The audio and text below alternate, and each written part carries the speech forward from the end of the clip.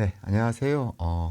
홍정민 소장입니다. 오늘은 LXD, Learning Experience Development, 즉 학습 경험 설계란 어떤 것을 의미하는지라는 것에 대해서 함께 알아볼 건데요. 먼저 디그리드에서 발표한 자료에 의하면 일단 학습자들이 실제 그 교육부서에서 공급하는 컨텐츠보다 외부에서 학습하는 비율이 몇 퍼센트 정도냐라는 것들에서 물어봤어요. 근데 약 거의 79%, 한 5분의 4 정도가 내가 회사에서 제공하는 학습 외에 다른 학습을 통해서 나는 배운다라고 얘기를 합니다. 뭐 가트너라든지 유튜브라든지 비메오라든지 아니면 블로그, 테드. 그러니까 회사에서 제공하는 컨텐츠 아닌 다른 컨텐츠로 나는 80% 정도를 배운다는 거죠. 근데 이런 측면에서 학습 경험 설계는 우리가 그동안 교수 설계를 해왔는데 경영학습 과정들, 그러니까 회사에서 제공하는 컨텐츠들 제공해왔는데 80%는 실제적으로 학습자들이 다른 곳에서 배운다는 거예요. 그래서 이 다른 곳에서 배우는 컨텐츠들을 다른 곳에서 배우는 학습 경험들을 과연 놔줄 거냐라는 건데요. 이런 것들을 의도적으로 설계하는 것, 즉 포멀 러닝과 인포멀 러닝을 함께 의도적으로 설계하는 걸 바로 이 학습 경험 설계, LXD라 얘기를 합니다. 우리는 그동안 포멀 러닝에 많이, 그 정형 학습에 대해서 많이 설계를 해왔어요. 예를 들어서 이러닝이라든지 오프라인 교육이라든지 아니면 뭐 벌추얼 러닝이라든지 이렇게 정형 학습에 대해서 많이 설계를 해왔는데 실제로 학습자가 보는 것들이 아까 80%가 비정형 학습을 통해서 학습한다고 얘기를 했잖아요. 그래서 인포멀 러닝을 어떻게 설계할 거냐라는 것들이 매우 포함된 그런 이슈가 바로 LXD, 그 Learning Experience Design이라고 볼 수 있습니다. 그러면 우리가 이제 교수 설계, 인스트럭셔널 디자인과 러닝 LXD, 즉 러닝 익스피리언스 디자인은 과연 어떤 차이가 있냐라고 좀 간단하게 요약해 보면 일단 교수 설계는 포멀 러닝, 정형 학습에 되게 특화되어 있습니다. 하지만 LXD는 정형과 비정형을 함께 설계한다는 거고요. 그 다음에 정형 학습 같은 경우는 일단 교육적인 툴들, 그러나 이 LXD는 다양한 툴들을, 다양한 학습 경험들을 포함한다는 거죠. 일반적으로 정형 학습은 일회성 이벤트, 뭐 1박 2일 아니면 한 달 이렇게 일회성 이벤트로 끝나지만 LXD는 어떤 장기간의 프로세스 동안에 설계가 된다는 게 또 특성이고요.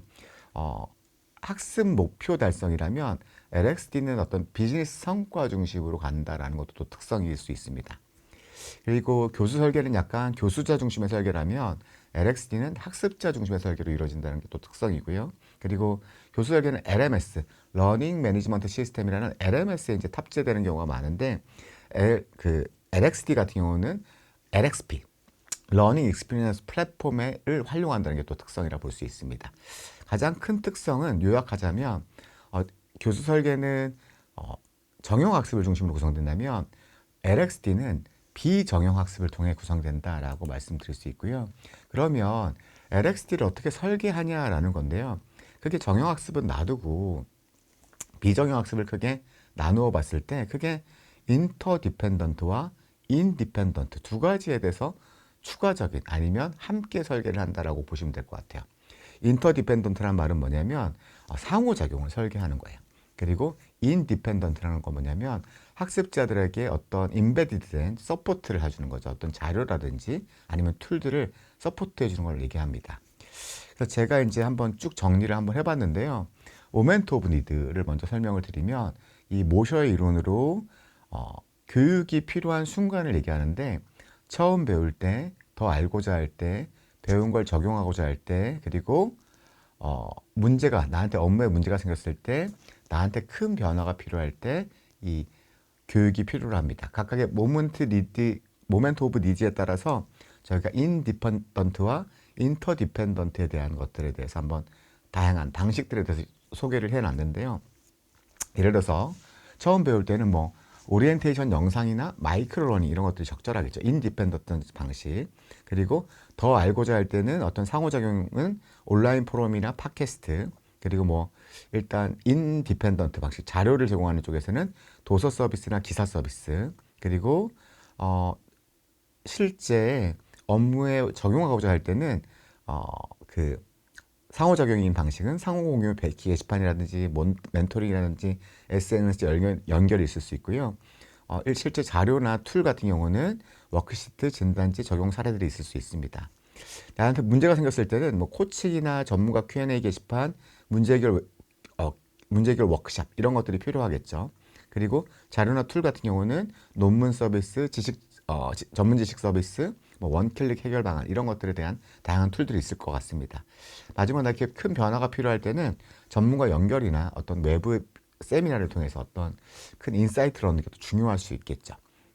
그리고 자료 같은 경우는 뭐 시뮬레이션 프로그램을 제공한다든지 이렇게 다양한 학습 경험들에 의해서 인터디펜던트와 인디펜던트 그리고 모멘트 오브 니드에 대해서 나눠볼 수 있는데요.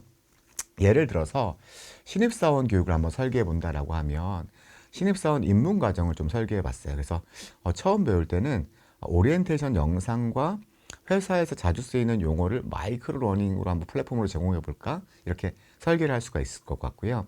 더 알고자 할 때 같은 경우는 필독서를 한 권씩 한번 읽게 해보자. 그리고 업무에 적용하고자 할 때는 멘토링을 좀 붙여주고, 그리고 신입사원 적용 사례집이라는 FAQ라는 용어집을 뭐 영상이라든지 매뉴얼로 제작해서 제공할 수 있겠죠.